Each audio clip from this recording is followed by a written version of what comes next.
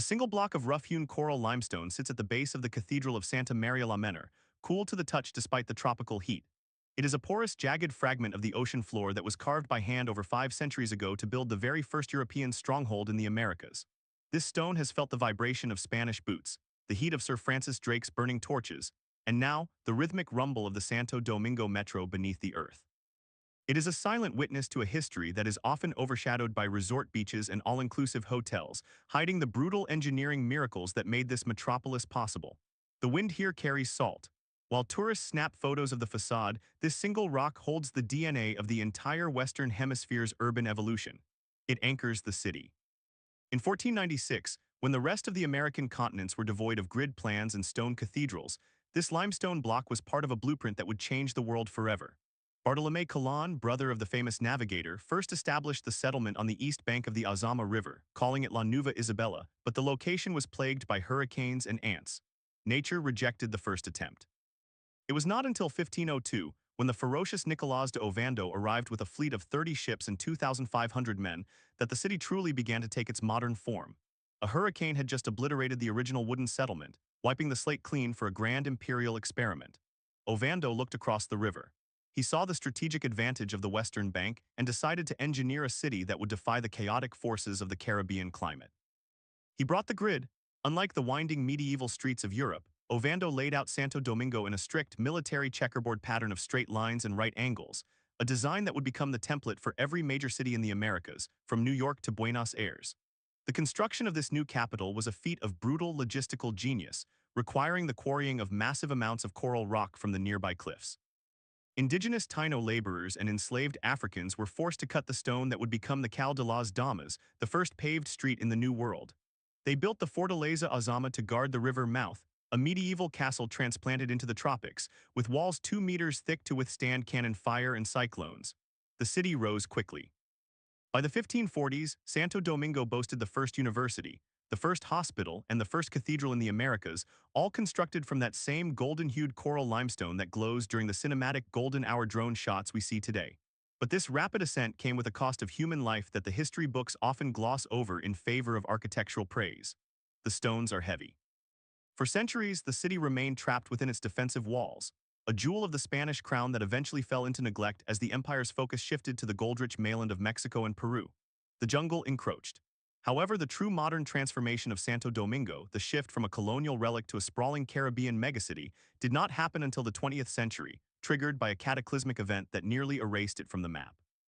On September 3, 1930, just weeks after the dictator Rafael Trujillo seized power, Hurricane San Zenon struck the capital with winds exceeding 150 miles per hour.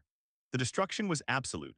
The wooden neighborhoods outside the colonial zone were splintered into millions of matchsticks, leaving over 4,000 people dead and thousands more injured in the rubble. Trujillo saw the devastation not as a tragedy, but as an opportunity to rebuild the city in his own authoritarian image, renaming it Ciudad Trujillo and launching an era of concrete modernization that would bury the past. He rejected wood. He hired architects like Guido de Lisandro to design a new modernist capital that projected power, stability, and absolute control through reinforced concrete and white plaster. The reconstruction was rapid, funded by a monolithic control of the national economy, transforming the ruins into a city of wide avenues and Art Deco monuments. The George Washington Avenue, known locally as El Melcon, was paved along the Caribbean Sea, creating a waterfront promenade that served as both a recreational space and a military parade ground for the regime's tanks. It was a facade. Behind the modernist lines, the city was expanding outward at a breakneck pace, consuming the surrounding sugar cane fields and rural villages to house a population that was exploding due to rural-to-urban migration. But the most controversial and massive engineering project of the 20th century was yet to come, a structure so immense it would drain the national treasury and displace thousands of poor residents. This was the Ferro a Colón, or the Columbus Lighthouse, a project championed by President Joaquin Balaguer, Trujillo's intellectual successor and a man obsessed with leaving a concrete legacy. The idea had existed for decades.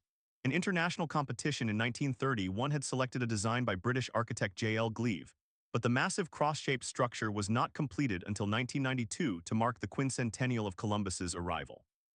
The construction of the Ferro was a logistical leviathan, a concrete behemoth stretching over 200 meters long and rising towards the sky like a brutalist pyramid. It required the demolition of entire neighborhoods on the East Bank, displacing families who had lived there for generations to clear the sightlines for this monument to a dead explorer. The structure is equipped with 157 powerful beams of light designed to project a massive white cross into the night sky, a display so energy-intensive that it reportedly causes blackouts in the surrounding barrios when activated. It divides the city. On one side sits the manicured marble-lined mausoleum. On the other, the sprawling, unplanned neighborhoods where basic electricity is a luxury. The scale of the project is staggering, consuming millions of tons of concrete and steel, standing as a testament to the city's complex relationship with its own history and the authoritarian desire for monuments over people. Yet, beneath the concrete and the coral, there are hidden layers to Santo Domingo that most visitors never see, a subterranean world that keeps the surface alive. The original colonial city sits atop a complex network of natural limestone caves and aquifers, a geological Swiss cheese that has both enabled and complicated urban development. The indigenous people knew these caves as sacred spaces, like the shimmering pools of Los Tres Ojos, but today modern engineers must navigate this fragile geology to keep the city standing. Water flows beneath. In the colonial zone, the ancient drainage systems designed by Ovando's engineers in the 16th century were so advanced that some are still functional today, channeling rainwater away from the stone plazas.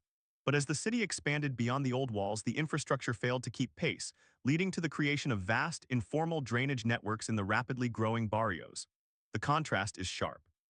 In the wealthy Poligono Central, fiber optic cables and high-pressure water lines run through dedicated conduits, while just a few miles away, communities rely on improvised connections and water trucks. This disparity is most visible in the engineering of the Santo Domingo Metro, a modern marvel that burrows through the limestone bedrock to connect the divided city. Construction of the metro required massive tunnel boring machines to chew through the earth without disturbing the foundations of the historic buildings above or collapsing the precarious caves below. It was risky. Engineers had to map the subterranean voids with ground-penetrating radar, pouring thousands of gallons of grout to stabilize the rock before the trains could run. Today, the system transports over 300,000 passengers daily, a silver vein of efficiency running beneath the chaotic, traffic-choked streets above. The stations themselves are architectural statements, vast caverns of steel and glass that seem to belong to a different world than the rusted public cars, known as conchos, that dodge potholes on the surface. The network is expanding. A new cable car system, the Teleférico, now soars over the Azama River, connecting the dense hillside shantytowns of Guali and Los Tres Brazos to the formal transit grid. From the air, the view is a stark mosaic. The colorful, corrugated zinc roofs of the informal settlements press tight against the sleek, concrete pylons of the cable car, a visual representation of a city trying to engineer its way out of inequality. These gondolas glide silently above the noise, offering a bird's-eye view of the urban tapestry that no tour bus can provide. Today, Santo Domingo is a metropolis of jarring contradictions, a place where the 16th and 21st centuries collide on every corner. The skyline of the Piantini and Naco districts is a forest of glass and steel, dominated by towers like the 42-story Torre Anacaona 27, the tallest building in the Antilles. These skyscrapers are built to withstand the same hurricane winds that flattened the city in 1930, utilizing advanced damping systems and deep pile foundations that anchor them into the limestone bedrock. Money flows upward. The financial district buzzes with the energy of a New York Chiquito, with helicopter aerials capturing the frenetic pace of a modern economy on the rise.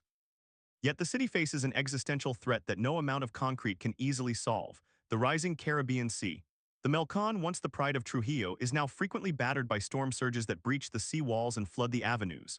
Urban planners are scrambling to design new defenses, studying Dutch water management systems, and proposing massive breakwaters to protect the capital's shoreline. The ocean is rising. The traffic, too, is a legendary beast, a river of red taillights that clogs the arteries of the city every evening. To combat this, the government is investing billions in new overpasses, beltways, and an expansion of the metro system, turning the city into a perpetual Santo Domingo construction site aerial where yellow cranes are as common as palm trees. Architects point at models of eco-friendly smart towers, envisioning a future where vertical gardens and solar panels replace the brutalist concrete of the past. The ambition is palpable. Santo Domingo is not just a relic of the conquest, it is a living, breathing laboratory of urban survival in the tropics. It was here that the blueprint for the American city was drafted, and it is here that the challenges of the future: inequality, climate change, and rapid urbanization are being fought out in real time. The city adapts. It has survived pirates, dictators, hurricanes, and economic collapses, always rebuilding itself on top of the ruins of the last era. As the sun sets over the Azama River, casting long shadows from the Alcazar de Colón across the water, the city seems to hold its breath. It is the Primada, the first, the alpha of the New World, a place where the ancient coral stone of the cathedral and the shimmering glass of the bank towers stand in an uneasy but enduring truce.